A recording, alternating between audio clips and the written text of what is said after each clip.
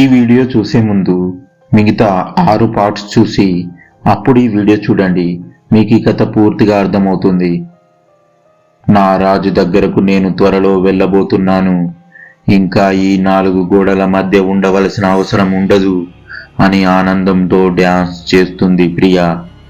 Vijay office లంచ్లో చేసి సంజయ్ కోసం ఎదురు చూస్తూ ఉంటాడు. ఫోన్ రింగ్ అవుతుంటే ఎవరా అని చూస్తే కామాక్షి. ఇప్పుడు చేస్తుందేమిటి అనుకొని ఫోన్ ఆన్ చేసి చెప్పు కామాక్షి అని, ఇప్పుడు చేసావేమిటి అని అడుగుతాడు. భోజనం చేశావో లేదో అని అడుగుదామని కాల్ చేశాను. ఏం చేస్తున్నావు? భోజనం చేశావా లేదా? పని అని తినకుండా కూర్చున్నావా అంటే, లేదు కామాక్షి చేశాను. మా ఫ్రెండ్ వస్తానంటే ఎదురు చూస్తున్నాను. అవునా? ఎవరా ఫ్రెండ్? విజయ్. నీకు తెలియదు కామాక్షి, నువ్వు చూడలేదులే. మా బావకు నీకు ఉన్న ఫ్రెండ్స్ అందరూ నాకు తెలుసు కదా. ఈ తెలియని కొత్త ఫ్రెండ్ ఎవరు చెప్పు అంటుంది. మేము కేరళలో చదువుకునేటప్పుడు ఫ్రెండ్. ఏదో పని మీద మన ఊరు వచ్చాడంట. ఇందాక ఫోన్ చేసి కలుద్దామన్నాడు. ఇద్దరం కలిసి అక్కడికే వస్తున్నాం. చాలా, ఇంకా ఏమైనా కావాలా అని అంటాడు. ఇంకా ఏం లేదులే, ఏదైనా ఉంటే మళ్ళీ ఫోన్ చేసి అడుగుతాలే అనేసరికి విజయ్ తల కొట్టుకుంటూ, సరే నీకు ఏ డౌట్ వచ్చినా క్లియర్గా చేయడానికి నేను ఒకడిని ఉన్నానుగా అని అడుగు, సరేనా అంటాడు. అలాగే విజయ్, అడుగుతా, కానీ నువ్వు తొందరగా మీ ఫ్రెండ్ని తీసుకుని రా, నేను ఉంటానని ఫోన్ పెడుతుంది. కామాక్షి అమాయకమైన మాటలకు విజయ్కి నవ్వు వచ్చి నవ్వుకుంటాడు. డోరు కొట్టిన సౌండ్ వినపడితే కమిన్ అంటాడు. సంజయ్ లోపలికి వస్తూ హాయ్ విజయ్ అంటూ వస్తూనే విజయ్ లేచి వచ్చి హాయ్ సంజు అని ఇద్దరు హగ్ చేసుకొని వచ్చి కూర్చుంటారు. విజయ్, నువ్వు కాలేజీలో ఉన్నప్పుడు ఎలా ఉన్నావో ఇప్పుడు అలా ఉన్నావు, ఏమీ మారలేదు అంటాడు. నువ్వు ఏమీ మారలేదుగా, అప్పటికన్నా ఇప్పుడు ఇంకా స్మార్ట్గా అయ్యావు అని నవ్వుతాడు. సంజు, నువ్వు ఎక్కడ ఉంటున్నావు? ఏం చేస్తున్నావు? కాలేజీ నుండి వెళ్ళిన తర్వాత ఏమైపోయావు? నీ వివరాలు ఏమీ తెలియలేదు. మేము కాలేజీ అయిన తర్వాత ఇక్కడికి వచ్చి బిజినెస్ స్టార్ట్ చేశాం. అవును విజయ్, మీ గురించి అప్పుడప్పుడు తెలుసుకుంటూనే ఉన్నాను. నా చదువు అమెరికాలో అయిన తర్వాత ముగ్గురం ఫ్రెండ్స్తో కలిసి కేరళలో బిజినెస్ పెట్టాను. ఆ పనుల మీద అటు ఇటు తిరుగుతూ ఉంటాను. ఎప్పుడు వచ్చినా కలుద్దామని అనుకుంటాను. ఏదో ఒక పనులతో కుదిరేది కాదు. ఈసారి ముందే డిసైడ్ చేసుకొని మరీ వచ్చాను. ఈసారి ఎన్ని పనులున్నా సరే ఖచ్చితంగా కలిసి వెళ్ళాలి అనుకుని అందుకే రాగానే నీకు ఫోన్ చేశాను అంటాడు. సంజయ్, మమ్మల్ని గుర్తుపెట్టుకొని వచ్చినందుకు థ్యాంక్ యూ సో మచ్ రా. మేము మా బిజినెస్ గొడవలో పడి కాలేజ్ లైఫ్లో జరిగిన విషయాలే మర్చిపోయాం. కానీ నువ్వు ఇక్కడికి వచ్చిన ప్రతిసారి మమ్మల్ని కలవాలని అనుకున్నావు చూడు, అది చాలా చాలా నచ్చింది సంజు. అదేమిటి అలా అంటావు విజయ్? మిమ్మల్ని ఫ్రెండ్స్గా నేను కాలేజీలో ఉన్నప్పుడే అనుకున్నాను. మీ ఇద్దరి ఫ్రెండ్షిప్ చూస్తే నేను కూడా మీలో ఒక ఫ్రెండ్గా కలిసిపోవాలి అని అనుకునేవాణ్ణి. మీకు నేను చేసే పనులు నచ్చేవి కావు, అందుకే నన్ను దూరంగా ఉంచేవాళ్ళు. మీరు దూరంగా ఉంచుతున్నారని తెలిసి నాకు కూడా తెలియనట్టే మీ దగ్గరికి వచ్చేవాణ్ణి. మీరు ఎన్నిసార్లు ఉన్నారో నాకు తెలుసు అని నవ్వుతాడు. సారీ రా సంజు, ఏదో నువ్వు అమ్మాయిల వెంట పెట్టుకొని ఎప్పుడు తిరుగుతూ ఉండేవాడు, అది మాకు తెలుసు, నచ్చేది కాదు, అందుకే నిన్ను దూరం పెట్టి ఉంచేవాళ్ళం. నాకు తెలుసు విజయ్, నువ్వైనా పర్వాలేదు. రాజు అయితే కొన్నిసార్లు పలకరించేవాడు కాదు. అయినా సరే రాజు మాట్లాడే వరకు మాట్లాడుతూ ఉండేవాడిని. చిన్నప్పటి నుంచి డబ్బులో పెరిగాను. నేను ఏది అడిగినా కాదనకుండా ఇచ్చేవాళ్ళు. అలా పెరిగి పెద్ద అవుతూ ఫ్రెండ్స్తో పార్టీలు పబ్బులు అంటూ తిరగడం మొదలుపెట్టాను. ఇంట్లో వాళ్ళు కూడా ఏమీ అనేవారు కాదు. మన కాలేజీలో మిమ్మల్ని చూసిన తర్వాత మీతో ఫ్రెండ్షిప్ చేయాలనిపించింది. చాలా రోజులు ట్రై చేశా మీతో మాట్లాడడానికి. నాకున్న డబ్బు పరపతి గురించి చాలా గొప్పలు చెప్పేవాడిని. అయినా కూడా మీరు సరిగా మాట్లాడేవాళ్ళు కాదు. మీతో ఇలా ఉంటే లాభం లేదనుకుని నేను మామూలుగా ఉంటూ మీతో ఫ్రెండ్షిప్ చేశాను. అయినా కూడా మీరు ఎప్పుడు మాట్లాడేవాళ్ళు కాదు. నేను మాట్లాడితేనే మాట్లాడేవాళ్ళు, అంతే. మీరు అలా చేసినా నాకు బాధ అనిపించేది కాదు. మీతో మాట్లాడితే చాలు అనుకునేవాడిని. కానీ ఇది మా ఫ్రెండ్స్లో కొంతమందికి ఇష్టం ఉండేది కాదు. వాళ్ళు మాట్లాడకపోతే నువ్వెందుకు వాళ్ళతో మాట్లాడుతున్నావు అంటూ నన్ను అడిగేవాళ్ళు. నాకు వాళ్ళ ఫ్రెండ్షిప్ అంటే ఇష్టం అనేవాడిని. అది మనసులో పెట్టుకున్న ఒక ఫ్రెండు ఒకరోజు రాత్రి నేను తాగి పడిపోతే మన కాలేజీ అమ్మాయిని తీసుకువచ్చి రేప్ చేసినట్లు క్రియేట్ చేశారు. ఆ అమ్మాయిని నేను ఏమి చేయలేదు విజయ్ అంటాడు బాధగా. మరి మాతో ఒక్క మాట చెప్పకుండా కాలేజీ నుండి వెళ్ళిపోయావు ఎందుకని అడుగుతాడు. కాలేజీలో అందరూ నేనే చేశానని నమ్మారు. అలాగే మీరు కూడా నమ్మి ఉంటారు. అందుకే నేను ఏం చెప్పినా మీరు నమ్మరని నేను మీకు ఏం చెప్పకుండా వెళ్ళిపోయాను విజయ్ అంటాడు. సంజయ్ చెబుతూ ఉంటే విజయ్కి సంజయ్ కొత్తగా కనిపిస్తాడు. సంజయ్ని ఎంత అపార్థం చేసుకున్నామని బాధపడుతూ, సారీ సంజయ్, నీ గురించి మాకు ఏమి తెలియక నీ గురించి తప్పుగా అనుకున్నామంటాడు. నాకు తెలుసు, అందుకే జరిగిన విషయం చెబుదామని మీ దగ్గరికి వద్దామంటే కుదిరేది కాదు. ఇవాల్టికైనా మనసులో భారం తీరిపోయింది. నువ్వు రాజ్కి చెప్పు, నా మీద రాజ్కి నమ్మకం ఉండదు అంటాడు. అలాంటిదేమీ ఉండదు, నేను చెప్తాలే, కొంచెం వర్క్ ఉంది, చేసుకుని రాజు దగ్గరికి వెళ్దాం సరేనా అంటాడు. ఓకే, నో ప్రాబ్లం, నాకు ఈరోజు వర్క్ ఏమి లేదులే, ఎంతసేపు అయినా పర్వాలేదు, వెయిట్ చేస్తా. ఓకే సంజు అని విజయ్ వర్క్ చేసుకుంటూ ఉంటాడు. విజయ్ ఫోన్ మోగుతుంది. విజయ్ ఫోన్ అంటాడు. ఎవరో చూడు సంజు అని వర్క్ చేస్తుంటూ నేను ఇప్పుడే వస్తానని బయటకు వెళ్తూ ఎవరు అంటాడు. సంజయ్ ఫోన్లో పేరు చూసి శ్యామ్ అంటాడు. సంజు బిజీగా ఉన్నాను అని చెప్పు అంటాడు. సంజయ్ ఫోన్ ఆన్ చేసి హలో అంటాడు. ఎవరు మాట్లాడేది? విజయ్ ఎక్కడా అని అడుగుతాడు. విజయ్ బిజీ అండి, నాతో కూడా మాట్లాడలేనంత బిజీ అంటా అని ఫోన్ తనకి ఇవ్వండి అంటుంది. ఇక్కడ లేడు అండి, బయటకు వెళ్ళాడు. మీతో అలా చెప్పమని చెప్పాడా? లేదండి, నిజంగా వెళ్ళాడు. సరే, నేను పెద్దమ్మ వాళ్ళ ఇంటికి వెళ్తున్నాను అని చెప్పండి అని ఫోన్ కట్ చేస్తుంది. విజయ్ వచ్చి ఏమన్నది అని అడుగుతాడు. ఎవరు విజయ్, తను నీ మీద కోపంగా ఉంది అంటాడు. విజయ్ నవ్వుతూ, తను నా చెల్లెలు, నేను పని పని అంటే కోపం అంతే, ఇంతకేమున్నది? చెప్పలేదు, మీ పెద్దమ్మ వాళ్ళ ఇంటికి వెళ్తుంది అంట, నీకు చెప్పమన్నది అంతే, ఇంకేమీ అడగలేదు. మరి నువ్వు ఎవరు అని అడగలేదా? లేదు, తను ఏం చెప్పాలనుకున్నదో అది చెప్పి ఫోన్ కట్ చేసింది అంతే అంటాడు. అవునా అంటూ తను అంతేలే, పద వెళ్దామంటాడు. అయిపోయిందా వర్క్? అయింది అని ఆఫీసు బయటకు వచ్చి కార్ ఎక్కి రాజు దగ్గరికి వస్తూ ఉంటారు. నందు నిద్రపోతూ ఉంటే సడన్ గా మెలకువ వస్తుంది. ఏమిటి ఇలా పడుకున్నా? విజయ్ ఫ్రెండ్ని తీసుకొని వస్తాను అన్నాడుగా, తినడానికి ఏమైనా చెయ్యాలి అని లేవబోతుంటే రాజు నందు నడుము చుట్టూ చెయ్యి వేసి గట్టిగా పట్టుకొని ఉంటాడు. నందు చూసి నేను ఎక్కడికి వెళ్తానని ఇంత గట్టిగా పట్టుకొని పడుకున్నారు అనుకుంటూ చెయ్యి తీస్తుంటే రాదు. ఏమండి, చెయ్యి తీయండి, వెళ్ళాలి అని పిలుస్తుంది. రాజు ఇంచు కూడా కదలడు. ఏమిటి ఈయన మెలకువగా ఉండే కథ చేస్తున్నారా అని చూస్తే నిజంగానే నిద్రపోతూ ఉంటారు. ఇలా ఇప్పుడు ఇలా ఆలోచిస్తూ ఉంటే రాజు దగ్గరికి వెళ్ళి, బుజ్జి చెయ్యి తీస్తే నేను వెళ్తాను, రాత్రికి నువ్వు చెప్పినట్లే వింటాను. బుజ్జి, ఇప్పుడు చాలా పని ఉంది. అసలే విజయ్ మీ ఫ్రెండ్ని ఎవరినో తీసుకొని వస్తున్నారు, వెళ్ళాలి అనగానే ఎవరిని బుజ్జి తీసుకువచ్చేది అంటాడు. నందు రాజును చూసి, అంటే మీరు ఇప్పటిదాకా నిద్రపోతున్నట్టు యాక్ట్ చేశారా అని కోపంగా చూస్తుంది. లేదు బుజ్జి, నాకు నిజంగానే మెలకువ లేదు, నువ్వు బుజ్జి అని పిలిచావు, మెలకువ వచ్చింది. కళ్ళు తెరుద్దామంటే నువ్వు రాత్రికి అని ఏదో చెబుతుంటే వింటున్నాను. నేను చెప్పినట్లు వింటావా బుజ్జి? మీరు ముందు వదలండి, వాళ్ళు వస్తారు, వెళ్ళాలి. ఎవరు వచ్చేది? నాకు తెలియని ఆ ఫ్రెండ్ ఎవరంట అని అడుగుతాడు.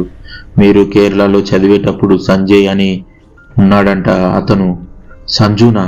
ఇన్ని ఇయర్స్ తర్వాత గుర్తుకు వచ్చామా వాడికి?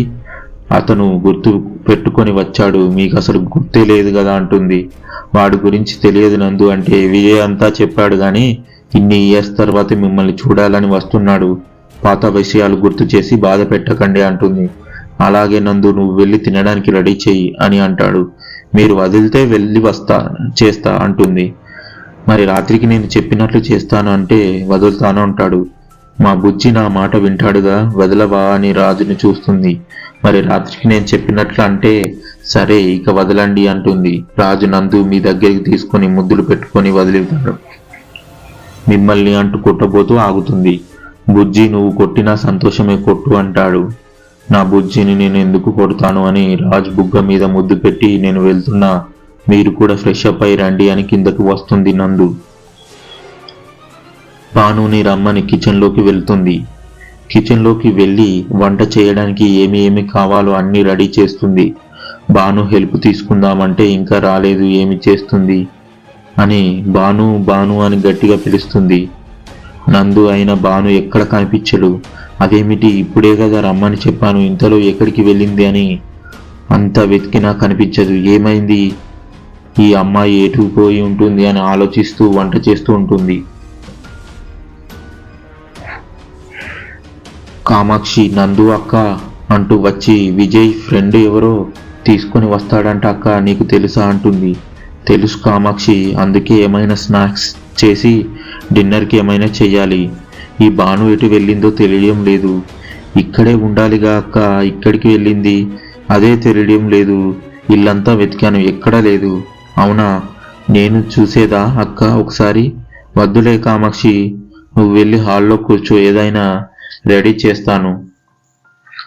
నీకు నేను హెల్ప్ చేస్తా అక్క, నాకు నేర్పు. ఇప్పుడు నీకు నేర్పాలంటే చాలా టైం పడుతుంది, కానీ ఎప్పుడైనా తీరికగా ఉన్నప్పుడు నేర్పుతాను, సరేనా? నువ్వు చూస్తూ కూర్చో అని చెప్పి స్వీట్ చేయడానికి కావలసినవి తీసుకొని కామాక్షికి మాటలు చెప్తూ చేస్తుంది. వదిన అంటూ అప్పుడే శ్యామల వస్తుంది. హాయ్ శ్యామ్, ఎలా ఉన్నావు అంటూ కామాక్షి పలకరిస్తుంది. బాగున్నాను, నువ్వు ఎలా ఉన్నావు? ఏమిటి ఏదో చేస్తున్నారు, నేను వస్తున్నానని చేస్తున్నారా అంటూ నవ్వుతుంది. అవును, చిట్టి మరదలు వస్తుందని చేస్తున్నాను అని. ఎప్పటి నుండి రమ్మంటున్నా? నువ్వు ఇప్పుడా వచ్చేది? అమ్మ కూడా రావాల్సింది.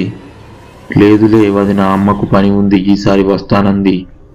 ఇంతకు ఎవరు వస్తున్నారో చెప్పలేదు కామాక్షి. నేను చెబుతానంటూ స్టవ్ గట్టు మీద నుంచి కిందకి దూకేసరికి కామాక్షి కళ్ళజోడు కింద పడుతుంది. శ్యామల తీసి చిన్నగా దిగలేవా అని స్పెట్స్ కళ్ళకు పెట్టి ఇప్పుడు చెప్పు అంటుంది. వాళ్ళిద్దరిని నందును చూసి నవ్వుతూ తను చేసిన స్వీటు చెరొక బౌల్లో వేసి ఇచ్చి తిని ఎలా ఉందో చెప్పు అంటుంది. సరే అంటూ నువ్వు చెప్పు కాము, ఎవరు వస్తున్నారు? మీ అన్నయ్య వాళ్ళ ఫ్రెండ్ ఎవరో ఊరు నుండి వస్తే వాళ్ళను తీసుకొని వస్తున్నారు. అవునా, అన్నయ్య నాకు చెప్పలేదే. నీకెలా తెలుసు కాము, వదిన చెప్పిందా? లేదు, మీ అన్నయ్యకు మధ్యాహ్నం ఫోన్ చేస్తే చెప్పాడు అని తింటూ చెబుతూ ఉంటుంది. నువ్వు అన్నయ్యకు ఫోన్ చేశావా? నీతో మాట్లాడా లేదా? చాలాసేపు మాట్లాడుకున్నామంటుంది. శ్యామల మనసులో, ఒరేయ్ నేను చేస్తే బిజీ అని చెప్తావు, మరి దీనితో అంతసేపు మాట్లాడావా అంటే ఏదో ఆలోచించాలి అని అనుకొని, సరే గాని ఎప్పుడు వస్తారంట? ఈ పాటికే రావాలి, ఇంకా రాలేదెందుకో అంటుంది కామాక్షి. మీ ఇద్దరు మాటల్లో పడి స్వీట్ ఎలా ఉందో చెప్పలేదు. శ్యామల నందు భుజం చుట్టూ చేతులు వేసి, మా స్వీట్ వదిన చేస్తే ఏదైనా సూపర్గా ఉంటుంది, మళ్ళీ దాని గురించి చెప్పాలా అని నందు బుగ్గ మీద ముద్దు పెడుతుంది. అప్పుడే రాజు వచ్చి, శ్యామ్ ఎప్పుడు వచ్చావు?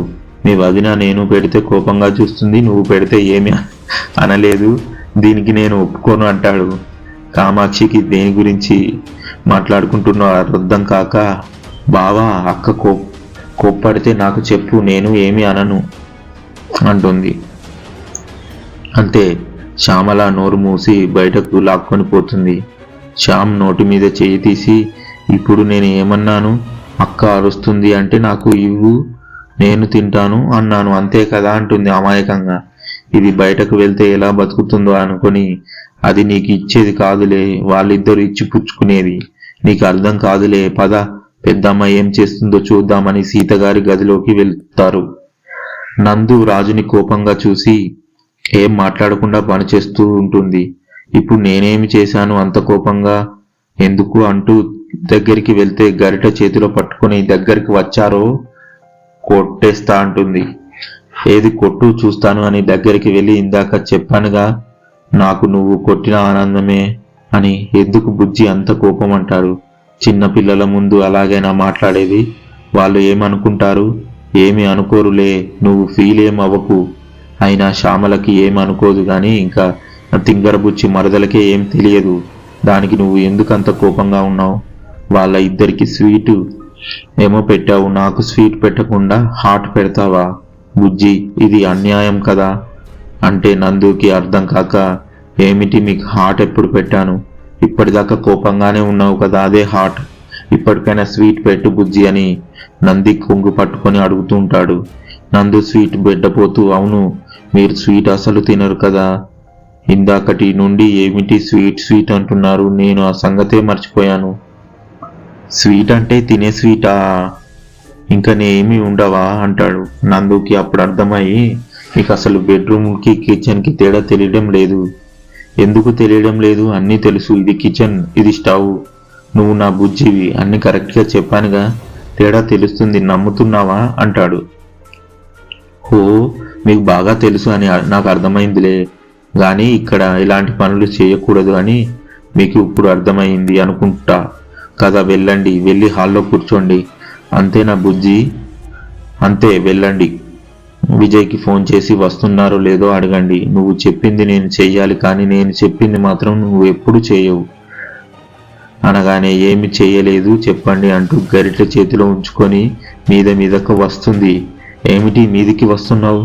అయినా నువ్వు చేసిందేగా నేను చెప్తుంది, మళ్ళీ చిన్నపిల్లాడిలా అని చూడకుండా గరిటె తీసుకొని బెదిరించడం అంటాడు. బుగ్గన చెయ్యి పెట్టుకొని, చిన్నపిల్లాడిలా అందుకేనా ఇలా అల్లరి చేస్తున్నారు అంటే గరిటెతో చిన్న తల మీద కొట్టి, చాలే అల్లరి, పోయి బయట కూర్చోండి, టీ తీసుకొని వస్తాను అని వెనక్కి తిరగగానే వెనక నుంచి కౌగులించుకొని చెవిలో, ఇప్పుడు తప్పించుకున్న రాత్రికి ఎక్కడికి పోతావు అంటూ మెడ మీద ముద్దు పెట్టి బయటకు పరిగెత్తుతాడు. నందు నవ్వుకొని రోజు రోజుకు ఈయన బాగా అల్లరి ఎక్కువవుతుంది అనుకుంటూ టీ పెడుతుంది. చూసావా బాను, వాళ్ళిద్దరూ ఎలాంటి చీకు చింత లేకుండా ఎంత ఆనందంగా ఉన్నారో. నేను ఏ పాపం చేశాను, నేను ఇలా అయిపోయానని ప్రియా బాధపడుతుంది. అక్క, నువ్వేమీ అనుకోకపోతే నీ కథ చెప్తావా? నాకు తెలుసుకోవాలని ఉంది, చెప్పవా అంటుంది. తప్పకుండా చెబుతాను అని ప్రియా తన కథ చెప్పడం మొదలు పెడుతుంది.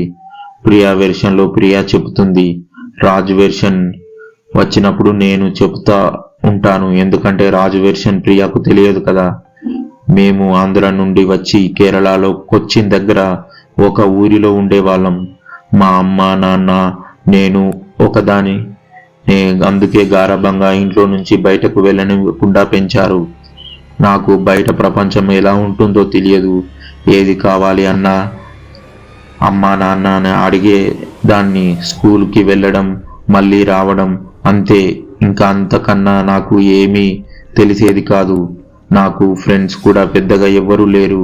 అలా నా స్కూల్ డేస్ ముగిసిపోయిన తర్వాత ఎవరైతే కొత్త వాళ్ళు వస్తే మాట్లాడాలంటే భయం. అలా భయపడుతూనే కాలేజీలో జాయిన్ అయ్యాను. ఫస్ట్ డే కాలేజీలో ర్యాగింగ్ ఉంటుందేమో అని భయపడుతూ వెళ్ళాను. నేను భయపడుతున్నట్టుగానే ర్యాగింగ్ జరుగుతుంది ఎలా అని భయపడుతూ చిన్నగా నడుచుకుంటూ వెళ్తున్నాను. ఓయ్, పింక్ కలర్ చుడిదార్, ఇలా రా అని పిలిచారు. నాకు భయంతో కాళ్ళు చేతులు వణకడం మొదలుపెట్టాయి. అలాగే నిలబడ్డాను. ఏమిటి పిలిస్తే వినబడడం లేదా? ఒకవేళ చెప్పుడేమో అనుకుంటా, వదిలే అన్నాడు వాళ్ళలో ఒక అతను. నాకైతే వెంటనే కోపం వచ్చింది. అయినా కామ్గా ఉన్నాను. నీ పేరేమిటి అని అడిగారు. నా పేరు ప్రియా అని చెప్పాను.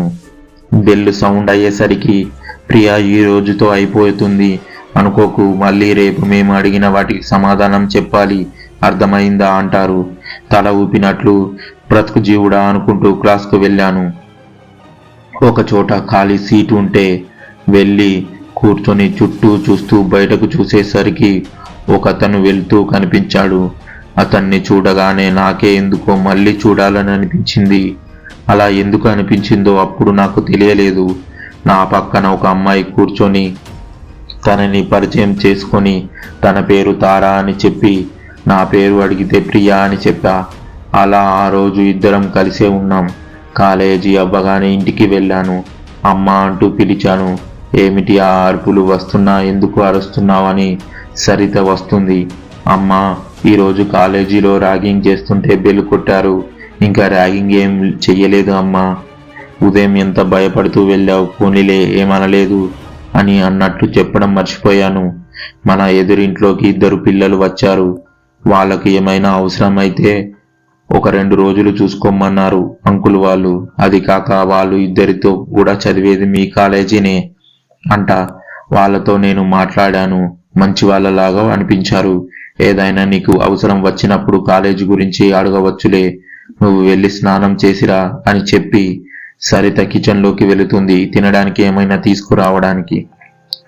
ప్రియా వెళ్ళి ఫ్రెష్ అప్ అయి వచ్చి మంచం మీద పడుకోగానే నిద్ర పట్టి ఉదయం కాలేజీలో చూసిన అబ్బాయే కలలోకి వస్తాడు.